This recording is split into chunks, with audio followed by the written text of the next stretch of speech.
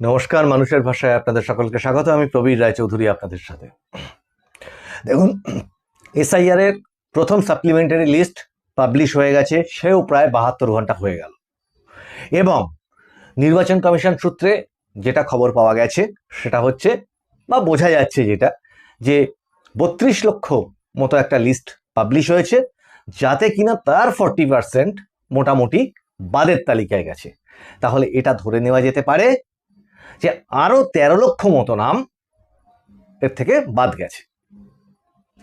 তাহলে আগে ছিল মোটামুটি 63,000, আর এই 13-14 লাখ যদি তার সাথে আরো যোগ দেওয়া হয়, তাহলে মোটামুটি 76 লক্ষের মতো নাম অলরেডি বাদের তালিকায় গেল। এরপরে তো যারা নিজেদেরকে বৈধ মনে করবেন তারা আবেদন করবেন ফর্ম 6 দিয়ে। অ্যাপেলেট ট্রাইব্যুনাল গঠিত হয়েছে, সেখানে আবেদন করবেন। যারা বৈধ তাদের সম্পূর্ণ অধিকার আছে যে ভোটার তালিকাতে তাদের নামটা জলজল করে যেন থাকে, এবং তিনি যেন বা তারা যেন অবশ্যই ভারতের নাগরিক হিসেবে ভোট দিতে পারেন। এই বিষয়ে আমরা মানুষের ভাষা থেকে কিন্তু একটানা বারবার করে সমস্ত এপিসোডে একই কথা বলে গেছি। সেখানে সংখ্যালঘু সংখ্যাগুরু এ সমস্ত কোনো কিছু বিচার্য না, সে ভারতের নাগরিক, সে ভোট দেবে, বৈধ যদি হয়। আর পাশাপাশি এটাও উল্লেখ করেছি যে যে অবৈধ সে যেন বাদ যায়, তেমনি যারা মারা গেছে, ডুপ্লিকেট আছেন, এন্ট্রি ইত্যাদি ইত্যাদি যতগুলো কেস আছে, সেগুলো যেন ভোটার তালিকায় না থাকে। সিম্পল ব্যাপার। সেটা সুপ্রিম কোর্ট পর্যন্ত সেই একই কথা বলেছে যে একজন বৈধ নাগরিকও যেন বাদ না যায়, এবং একজন অবৈধ নাগরিকও যেন বা বিদেশি নাগরিক যেন তালিকায় না থাকে। এই পর্যন্ত খুব ক্লিয়ার। কিন্তু এই যে 76 লক্ষ নাম বাদ গেল, এই 76 লক্ষ নামের মধ্যে যারা ধরুন মৃত, তাদের অংশটা ধরুন ছেড়েই দিলাম, যাদের ওই কি বলে স্থানান্তর ঘটেছে সেটাও বাদ দিলাম, ডুপ্লিকেট এন্ট্রি যেটা নিয়ে কথা হচ্ছিল এগুলোকেও কনসিডার করে আমি বাদ দিলাম। কিন্তু এইবার এই যে লজিক্যাল ডিসক্রিপেন্সির লিস্ট, এই যে ফার্স্ট সাপ্লিমেন্টারি লিস্ট বেরোলো, এবং আগেও কিছু ছিল যারা অবৈধ যদি থেকে থাকে, অবশ্যই তার মধ্যে অবৈধ কিছু তো অবশ্যই আছে, তার জন্য বাদ পড়ছে। প্রশ্ন হচ্ছে যে এদের এবার কি হবে।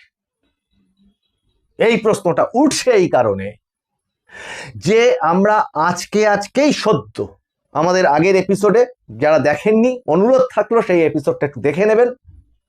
পরপর ভিডিওগুলো তুলে ধরে দেখিয়েছি যে কিভাবে প্ররোচনা এবং হুমকি শাসক দলের পক্ষ থেকে দেওয়া হচ্ছে। বিভিন্ন তাদের প্রচার সভাগুলোতে মানুষকে উস্কানো হচ্ছে বা খেপানো হচ্ছে, যেটাই বলুন না কেন। এখন প্রশ্ন হচ্ছে আমাদের যে এই যে ধরুন অবৈধ ভোটার কোনো একটি জায়গাতে, ধরা যাক যে 10,000 ভোটারের এন্ট্রি ছিল একটা লিস্টে, এবার সেখান থেকে বিদেশি তার মধ্যে হয়তো ঢুকেছিল 2,000, 1,000 হয়তো মৃত, এই সমস্ত ধরে বাদ গেল হয়তো 4,000। কিন্তু এই যে 3,000 বিদেশি বা অবৈধ জাল ভোটার ঢুকেছিল তার মধ্যে, আচ্ছা এরা কি রাতারাতি বিদেশে চলে যাচ্ছে? তা তো না। তারা তো যেখানে বাস করত তারা তো সেখানেই বাস করবে। এবং আশঙ্কার বিষয় হচ্ছে এটাও যে আমাদের দেশে তো বহু কিছুই হয়।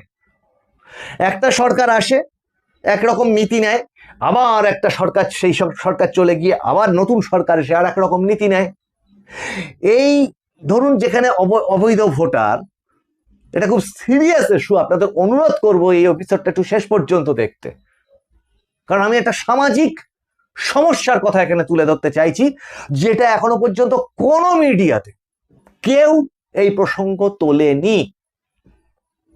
এবং যারা বৈধ ভোটার, যাদের নাম বাদ পড়েছে, তাদের প্রতি সহানুভূতি নিয়েই আমি বলছি যে তাদেরও নামটা যেন ঠিকভাবে ওঠে, তার প্রক্রিয়া যত দ্রুত এবং যত স্বচ্ছ করা যাবে তত সুবিধা।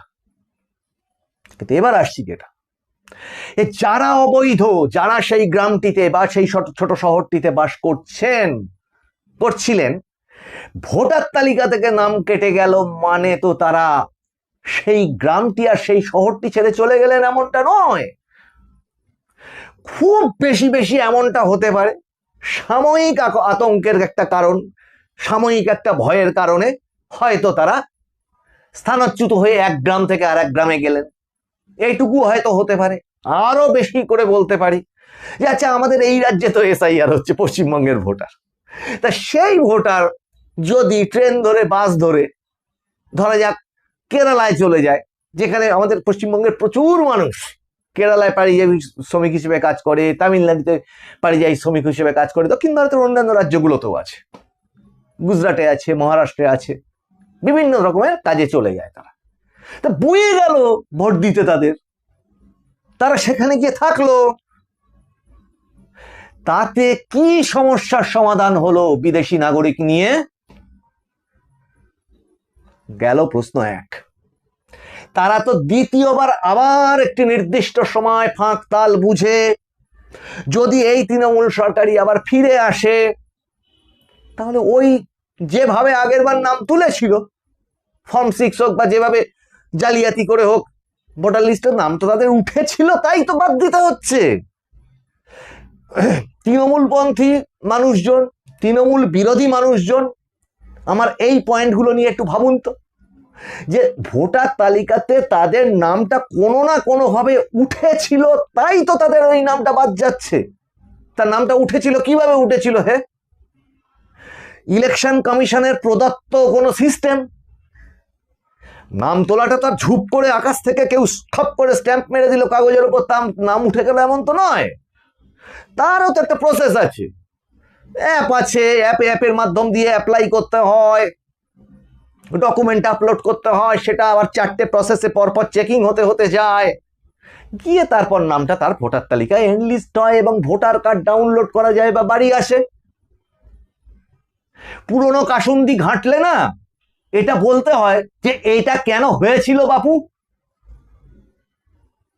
মহামান্য নির্বাচন কমিশন, আপনি কেন ঘুমাচ্ছিলেন তখন যে এই অবৈধ নামগুলো ওখানে ঢুকছে? আজকে যদি অবৈধ ডকুমেন্টের জন্য তাদের নামগুলো বাদ যায়, আমি তো তার থেকেও বেশি বিরোধী, চরম বিরোধী। ওই অবৈধ ডকুমেন্টগুলো তাহলে আপলোড হয়েছিল, তাহলে নামটা উঠেছিল ওখানে, কোন সেই অফিসাররা ওই নামগুলো তুলেছিল, তাদের কেন শাস্তি হবে না? আজকে তো আপনারা একে ওকেও নানান রকম ট্রান্সফার করছেন, শাস্তিমূলক ব্যবস্থা নিচ্ছেন। তা ওই পিরিয়ডের মধ্যে আপনারা যথেষ্ট আপনাদের সফটওয়্যার দিয়ে আপনারা দেখতে পারবেন, সিস্টেমে লগ ইন করলে ড্যাশবোর্ডে অবশ্যই দেখতে পারবেন যে কার এন্ট্রি কখন হয়েছে। তাহলে ওই অবৈধ ভোটারগুলো কেন ঢুকেছিল এবং কবে থেকে ঢুকেছিল, এবং সেই সময় ওই জায়গায় কোন ইলেকট্রাল রোল অফিসার ওখানে কাজ করেছেন, যারা এই নামগুলো তাদের অথেন্টিকেশনে এই নামগুলো উঠেছে সেখানে। তাহলে তো এই ব্যাপারটা দরকারই হতো না, এই নাম বাদ দেওয়ার প্রসঙ্গটা তো উঠতোই না। এটা গেল দ্বিতীয় প্রশ্ন আমার, দ্বিতীয় কি তৃতীয় আমার মনে পড়ছে না, কতগুলো বললাম, একটু বুঝে নেবেন আপনারা। কিন্তু এরপরের প্রশ্নটা হচ্ছে যে এবার যদি আমি ধরি স্বচ্ছ, সুন্দর, নিরাপদ, অবাধ নির্বাচন করবেন, প্রচুর সংখ্যক, প্রথমে 480 কোম্পানি, প্রথমে 240 কোম্পানি, তারপরে আবার 240 কোম্পানি, সব প্যারামিলিটারি আসছে। মনোজ আগরওয়াল তিনি জানিয়েছেন তো মিলিটারি তো আসতেই থাকবে, অবশ্যই আসতে থাকবে। অবাধ নির্বাচন চাই আমরা বুথে যেতে চাই, ভোট দিতে চাই, প্রত্যেকটা মানুষ চায়। সেটা তৃণমূল করুন, বিজেপি করুন, অন্যান্য সিপিএম, কংগ্রেস, যা খুশি দল, আইএসএফ, যা খুশি দল, মানুষ ভোটটা তো দেবে, তবে তো ভোটটা হবে রে বাবা। ভোটার তালিকা দিয়ে আমার হবেটা কি যদি ভোট নাই দিতে পারি? আমি কি ঘরের দেওয়ালে টাঙিয়ে রাখবো ক্যালেন্ডারের মতো ভোটার তালিকা, এই দেখো আমার নাম রয়েছে? ভোটের দিন ঘরে বসে বসে গালে হাত দিয়ে টিভি দেখবো? এইটার জন্য ভোটার তালিকা হচ্ছে?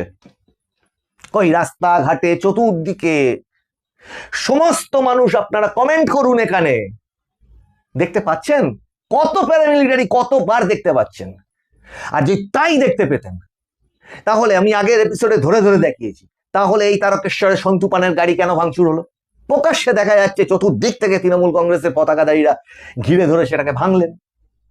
আচ্ছা, বাসন্তীতে এই ভয়ঙ্কর ঘটনাটা আজকে কেন ঘটলো? লাঠি বাঁশ দিয়ে প্রচন্ড পরিমাণে প্রহার করে করে বিজেপির বিভিন্ন রকম সমর্থক বা যারা প্রচারে গেছিলেন তাদেরকে পেটানো হলো। কেন হলো? কোথায় সেই নিরাপত্তা বাহিনী? আরে ভোটের আগেই আপনারা কনফিডেন্স বিল্ড আপের জন্য এই অবস্থা।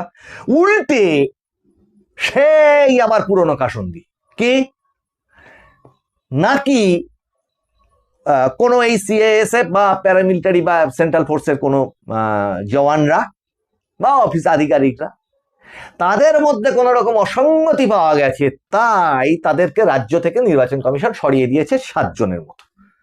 3 জনের বিরুদ্ধে তদন্ত করবার নির্দেশ দিয়েছে। এই তো হচ্ছে অবস্থা।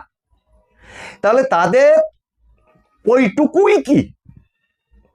দেখুন, অর্থম অনর্থম এই কথাটা আমি বারবার বলি, আর টাকায় কি না হয়ে যায়। আজকে সারা ইলেকশন প্রসেসে কিচ্ছু করলো না তারা, ধরে নিলাম খুব সুন্দর গার্ড টার্ড দিল টিল, ঠিক ভোটের দিন চুপ করে বসে থাকলো পয়সা খেয়ে। কি করবেন? ভোটের দিন এক একজন মোটা মোটা বান্ডিল টাকা তাদের অ্যাকাউন্টে, বিভিন্ন তাদেরও অ্যাকাউন্টে না, তাদের আত্মীয় স্বজনের অ্যাকাউন্ট নাম্বার দিল। এখন তো অনলাইন ইউপিআই ট্রান্সফার। তাদের গ্রামের কোনো বন্ধুকে, সে হয়তো এসছে কোনো একজন, সাপোজ ফর এক্সাম্পল বলছি, হয়তো এসছে কেউ একজন হরিয়ানা থেকে, একজন সেন্ট্রাল ফোর্সের কেউ একজন জওয়ান, আর একজন এসছে হয়তো বিহার থেকে, আর একজন হয়তো এসছে আসাম থেকে।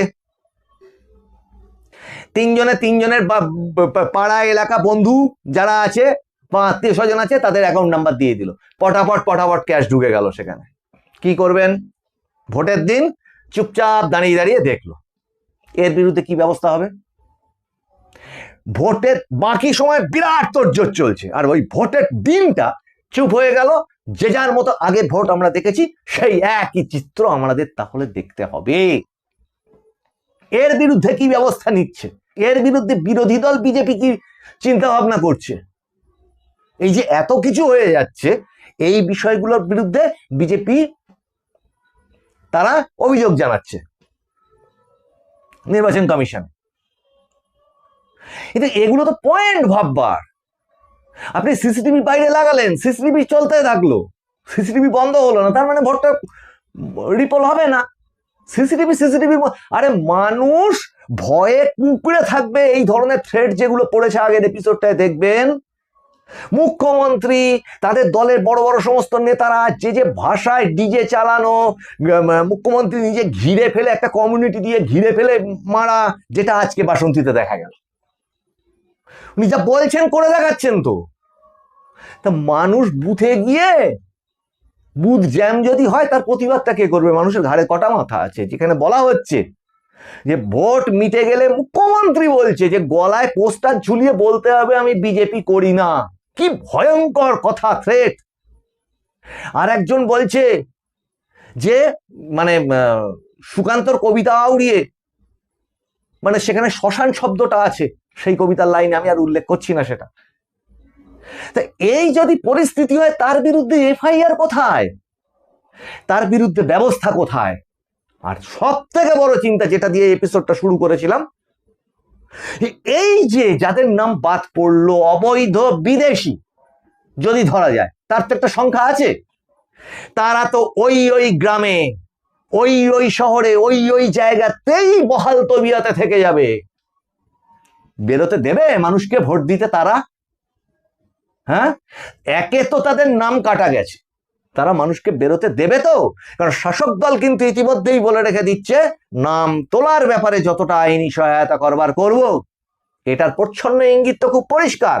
এসব মিটে যেতে দাও, এগুলো গ্রামাঞ্চলে শোনা যাচ্ছে অলরেডি। বিভিন্ন মোড়ে মোড়ে শোনা যাচ্ছে, দূর এখন কেটে গেছে, তা কি হয়েছে, তুই ছাড় তো, এসব মিটে টিটে যাক, ও আবার তুলে নেব, ঠিক যেভাবে আগে উঠেছিল অবৈধভাবে, আবারও 1 বছর পরে অবৈধভাবে আবার উঠে যাবে, আর নির্বাচন কমিশন তখন কিচ্ছু দেখতে পাবে না। কি মজা, তাই না?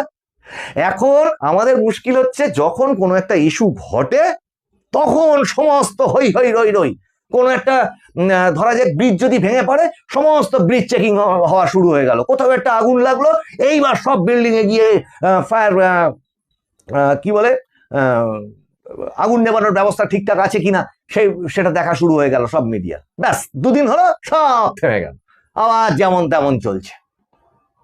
মনে আছে ওই ভাগাড়ের মাংস নিয়ে বিরাট কাণ্ড হয়েছিল, তারপরে কটা চেকিং হয়, কটা হোটেলে কটা চেকিং হয়, আর শুনতে পান কিছু না। মুশকিলটা ঠিক এই জায়গাটাতে, এই ভোটের বাতাবরণে নির্বাচন কমিশনের প্রিভেন্টিভ অ্যারেস্ট বলে একটা অংশ আছে, ওই আর্টিকেল 324-এই আছে, যেখানে কিনা এই ধরনের যে সমস্ত যাদের নামে ওয়ারেন্ট আছে, যাদের দুষ্কৃতিমূলক কাজকর্মের হিস্ট্রি আছে, অস্ত্র উদ্ধার, লাইসেন্সড অ্যান্ড আনলাইসেন্সড আর্মস, এই তো সদ্য ভাঙড়ে বোমা ফাটলো, এই তো এনআইএ গেল। কেন তাহলে? এখন দেখুন, কাশ্মীরের বিভিন্ন জায়গাতে আমরা শুনতাম চিরুনি তল্লাশি, এই চিরুনি তল্লাশির অর্থ তো আমরা জানি।